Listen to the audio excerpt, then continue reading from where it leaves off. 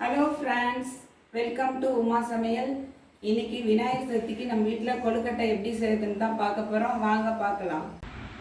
அதுக்கு ஒரு வாணலியை அடுப்பில் வச்சு 1 கப் அளவுக்கு கொழுக்கட்டை மாவை ஆட் பண்ணி லைட்டாக வறுத்துக்கோங்க.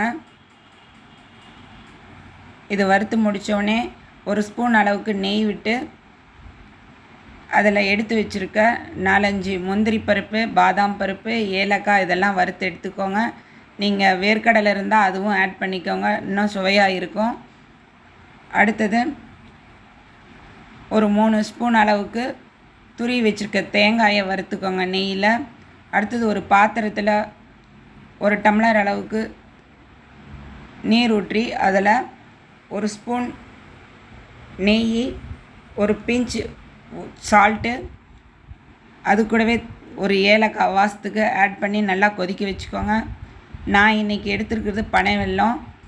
அதை நல்லா பொடி பண்ணி ஒரு 1/2 டம்ளர் தண்ணி கொதிக்க வச்சு அதில் போட்டு நல்லா கிண்டி விட்டுக்கோங்க.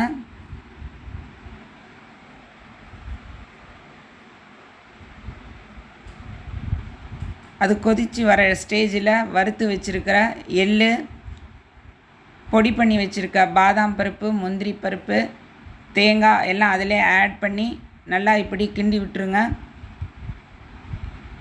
இப்போ உங்களுக்கு பூரணம் ரெடி ஆயிடுச்சுங்க. இந்த ஸ்டேஜில் வரும்போது நிறுத்திடுங்க.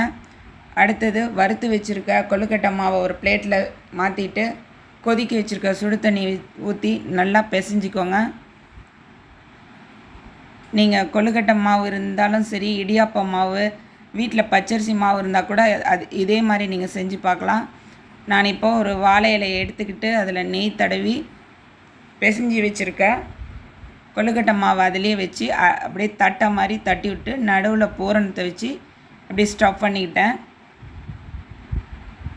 இதை நல்லா மடித்து ஒரு நூல் போட்டு கட்டி இட்லி போனியில் வச்சு வேவிச்சா நல்லா டேஸ்ட்டாக வாசனையாக இருக்குங்க.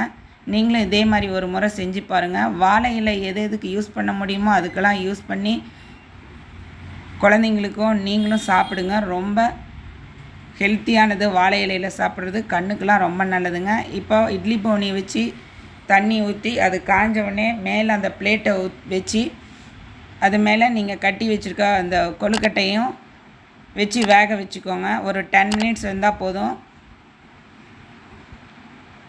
இப்போ சூப்பரான சுவையான கொழுக்கட்டை ரெடி ஆகிடுச்சிங்க. அப்படியே வாழை இலையில் வச்சு நீங்கள் இந்த மாதிரி வேவிச்சிங்கன்னா வாழை இலையோடு சேர்ந்து அப்படியே ஒரு வாசம் வரும் பாருங்கள். சூப்பராக இருக்குங்க. அப்படியே வாயில் வச்சோடனே கரையிற மாதிரி இருக்குங்க. சாஃப்டாக இருக்குங்க.